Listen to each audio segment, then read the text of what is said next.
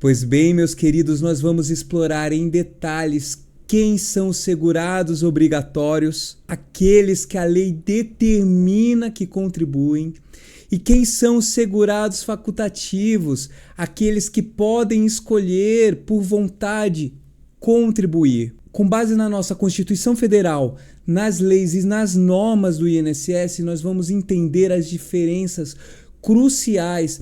Veremos exemplos de cada categoria e discutiremos como tudo isso se aplica no seu dia a dia e também como esse tema pode ser abordado no concurso do INSS. Então fique comigo até o final para dominar esse assunto.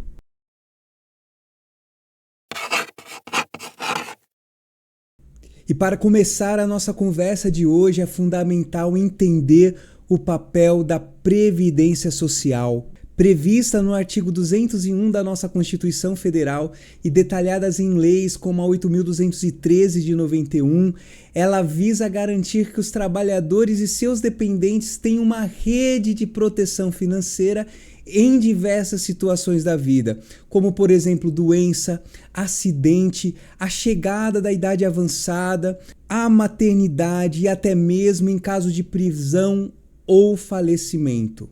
Portanto, o INSS, que é o Instituto Nacional do Seguro Social, é quem gerencia o Regime Geral da Previdência Social, que nós chamamos de RGPS. E para ter acesso a esses benefícios, o caminho é a filiação e a contribuição. Nesse vídeo, focaremos em quem são essas pessoas, os chamados segurados.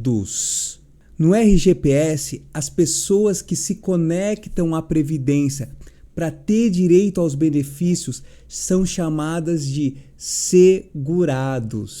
A filiação, portanto, é esse elo jurídico que cria direitos e deveres. Pois bem, meus queridos, pois bem, minhas queridas, existem duas grandes categorias de segurados, definidas principalmente nas leis 8.212, que é a nossa lei de custeio, e a 8.213, que é a nossa lei de benefícios.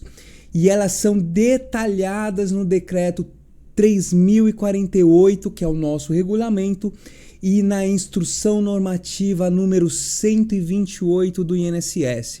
Portanto, nesses dispositivos existem os segurados obrigatórios e os segurados facultativos, e nós vamos entender de uma vez por todas a fundo cada um deles. Os segurados obrigatórios, como o próprio nome indica, são todas as pessoas físicas que exercem uma atividade remunerada e que por isso são automaticamente filiadas ao RGPS. Portanto, meus queridos, minhas queridas, a lei não dá a opção de não contribuir, é um dever. Esta regra está clara lá no artigo 11 da Lei 8.213 e no artigo 9º do Decreto 3.048. Então, por exemplo, mesmo que o empregador não assine a carteira ou não faça o recolhimento, a filiação do empregado, nesse exemplo, existe desde o momento em que ele começa a trabalhar. Pessoal, se acostumem com essa informação. Existem 5 categorias principais de segurados obrigatórios e nós veremos cada uma delas. A primeira e mais conhecida categoria que nós veremos é a categoria do empregado. Conforme o artigo 11, inciso 1º da Lei 8.213 e o artigo 9º, inciso 1º do Decreto 3.048, detalhados a partir do artigo 13 da IN 128, o empregado é quem presta serviço contínuo a uma empresa com subordinação e salário. Portanto, meus queridos, isso inclui o trabalhador em carteira assinada, o trabalhador temporário, o diretor que efetivamente tem características de empregado e até mesmo quem ocupa cargo em comissão em órgão público, desde que não seja afiliado a um regime próprio de previdência. Pessoal, para o empregado, a contribuição é descontada diretamente do salário pelo empregador, que é obrigado a repassá-la para o INSS. Portanto, pensem no vendedor de uma loja, no operário de uma indústria, no analista de uma empresa de tecnologia, por exemplo. Em seguida, nós temos o empregado doméstico. Definido no artigo 11, inciso 2º da Lei de Benefícios e no artigo 9º, inciso 2º do regulamento e detalhado também nos artigos 17 a 21 da IN 128, o empregado doméstico é quem trabalha para uma pessoa ou família na residência familiar por mais de 2 dias da semana, sem que essa atividade gere lucro para o empregador. É o caso, por exemplo, da cozinheira, da babá, do motorista particular, do cuidador de idosos.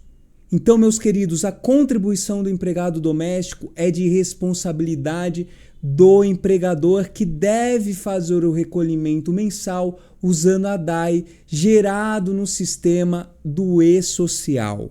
O trabalhador avulso, por sua vez, é uma categoria específica prevista lá no artigo 11, inciso 6º da nossa Lei 8.213 de 91 e no artigo 9º, inciso 6º do Decreto 3.048 e também é detalhado nos artigos 22 a 24 da nossa IN 128.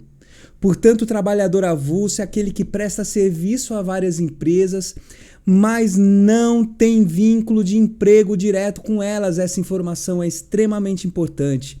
A contratação, portanto, gente, é feita obrigatoriamente com a intermediação do órgão gestor de mão de obra, que é o chamado órgão, como ocorre nos portos com os estivadores, ou então através do sindicato da categoria para os trabalhadores não portuários. Portanto, o contratante, o sindicato, o órgão, é quem fica responsável por descontar e repassar a contribuição previdenciária. O segurado especial, gente, é uma figura de grande importância social, protegida pelo parágrafo 8º do artigo 195 da Constituição Federal e definida no artigo 11, inciso 7º da Lei 8.213 e no artigo 9º, inciso 7º do Decreto 3.048. Ele tem o seu detalhamento nos artigos 40 a 50 da IN 128. Então, pessoal, basicamente é o trabalhador rural, aquele pequeno produtor, pescador artesanal, o seringueiro, o indígena que exerce atividade rural. Ele trabalha individualmente ou em regime de economia familiar, ou seja, a família toda trabalha em conjunto para subsistência e desenvolvimento do grupo. E eles podem ainda vender o excedente da produção. Gente, aqui um ponto de atenção: a contribuição do segurado especial é diferenciada. Ela incide como um percentual sobre a receita bruta da comercialização de sua produção. Por fim, entre os segurados obrigatórios, nós temos o chamado contribuinte individual. Pois bem, meus queridos, pois bem, minhas queridas, esta é uma categoria bastante ampla, como nós vemos lá no artigo 11, inciso 5º da Lei 8.213 e no artigo 9º, inciso 5º do Decreto 3.048. E ela também é muito detalhada nos artigos 25 a 39 da IN 128. Essa categoria, gente, inclui quem trabalha por conta própria, o autônomo, um profissional liberal, por exemplo, médico, dentista, advogado com seu próprio escritório, um diarista, um vendedor ambulante, um motorista de aplicativo. Nós vemos que nessa categoria também se enquadra o microempreendedor individual, o chamado MEI, o empresário que recebe prolabório, o síndico de condomínio que é remunerado para a função e até mesmo o ministro de confissão religiosa.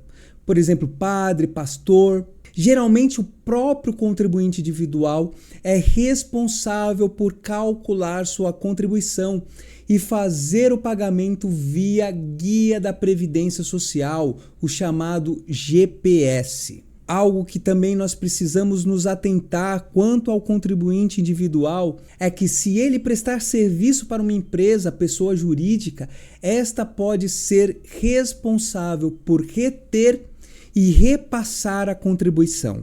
Pois bem, meus queridos, pois bem, minhas queridas, agora nós vamos falar do segurado facultativo. Conforme o artigo 13 da Lei 8.213, o artigo 11 do Decreto 3.048 e os artigos 51 a 54 da IN 128, o facultativo é aquele que, mesmo não exercendo atividade remunerada que o torne um segurado obrigatório, decide por vontade própria contribuir para o INSS. Meus queridos, minhas queridas, anotem aí no teu caderninho. É preciso que o segurado facultativo para se filiar tenha mais que 16 anos. E quem pode ser o segurado facultativo? Pode ser o segurado facultativo a dona de casa ou o dono de casa, o estudante, a pessoa que está desempregada e quer continuar contribuindo, o síndico de condomínio que não recebe salário pela função, o brasileiro que mora no exterior sob certas condições, entre outros. Pessoal, a chave aqui é não estar exercendo uma atividade que o classifique como segurado obrigatório. E aqui, gente, nos nossos estudos, cabe a seguinte reflexão: por que alguém escolheria ser ou contribuir como segurado facultativo? E a resposta é a seguinte: pelos mesmos motivos que os segurados obrigatórios, ou seja, garantir acesso a benefícios como aposentadoria, auxílios em casos de doença, proteger a família com a pensão por morte. Por exemplo, um estudante pode começar a construir seu futuro previdenciário mais cedo. Ou uma pessoa que se dedica ao lar pode assegurar sua própria proteção.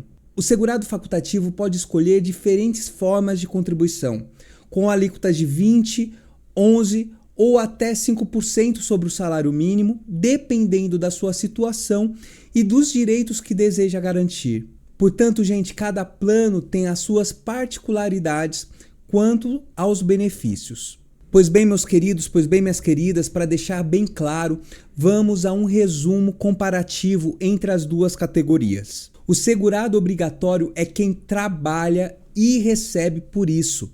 Então a lei o obriga a contribuir. A filiação é automática. Já o segurado facultativo não trabalha de forma remunerada que o obrigue, então ele escolhe por vontade contribuir e sua filiação só acontece se ele quiser e pagar a primeira contribuição corretamente. Gente, essa distinção é crucial para entender os direitos, deveres e como proceder em cada situação. Portanto, conhecer as diferenças pode te livrar das famosas pegadinhas na hora da prova. Pessoal, no dia a dia, ser segurado obrigatório ou facultativo tem implicações diretas. Se você é um empregado, por exemplo, sua filiação é garantida pelo exercício da atividade. Portanto, se o patrão não fizer o repasse, você ainda pode ter seus direitos reconhecidos e o INSS vai atrás do empregador. Para o facultativo, por sua vez, a iniciativa e a disciplina dos pagamentos são fundamentais. É uma excelente ferramenta para quem quer se planejar, como a dona de casa que busca uma aposentadoria no futuro, ou para quem ficou desempregado e não quer perder a qualidade de segurado. Gente, vocês sabem muito bem que a vida é dinâmica. Uma pessoa pode transitar entre essas categorias. Era facultativo e arrumou emprego? Vira obrigatório. Era obrigatório e ficou desempregado? Pode virar facultativo. Alguns conceitos são chave aqui. A filiação é o seu laço com a Previdência Social. Para o obrigatório, a filiação nasce com o trabalho. Para o facultativo, nasce com a vontade de se inscrever e o primeiro pagamento em dia. A inscrição, por sua vez, é o registro dos seus dados no INSS. E a qualidade de segurado é o que te mantém coberto pelos benefícios. Enquanto você contribui, você tem essa qualidade. Gente, é muito importante saber que mesmo que você pare de contribuir, ainda pode estar protegido por um tempo. É o chamado período de graça. E esse período varia conforme o tipo de segurado e o tempo de contribuição, podendo chegar até 36 meses em alguns casos. Portanto, pessoal, conhecer essas regras detalhadas nos artigos 15 da Lei 8.213, no artigo 184 da IN, é vital. Pois bem, meus queridos, nesse momento vamos responder algumas perguntas frequentes. Posso ser segurado obrigatório e facultativo ao mesmo tempo? A resposta é não. Logicamente, se você tem uma atividade que te torna obrigatório, essa é a sua categoria. E o MEI, como é que fica? O MEI já contribui para o INSS. Aquele boleto mensal, o DAS, já inclui a contribuição previdenciária como contribuinte individual, geralmente de 5% sobre o salário mínimo. Portanto, se o MEI quiser um benefício de valor maior, ele poderá complementar essa contribuição. Para o segurado facultativo de baixa renda, é preciso estar no cadastro único, ou seja, o CAD único, e atender aos critérios de renda definidos na lei e detalhados na Instrução Normativa 128. Pois bem, meu querido, pois bem, minha querida, nós chegamos ao final desta aula. Espero que, com base na legislação que nós exploramos, você tenha compreendido claramente quem são os segurados obrigatórios e facultativos do INSS, as diferenças entre eles e como isso impacta a vida de cada um. Portanto, conhecer as categorias de segurados e seus direitos e deveres é um passo importantíssimo no teu estudo do direito previdenciário e na preparação para a prova do concurso público para o INSS. Portanto, minha gente, se esse vídeo foi útil para você, por favor, deixe o seu like, compartilhe com seus amigos e familiares e não se esqueça de se inscrever no canal para não perder os próximos conteúdos. E meus queridos, minhas queridas, qualquer dúvida ou sugestão é só deixar nos comentários. Portanto, meus amados, que Deus abençoe os seus estudos.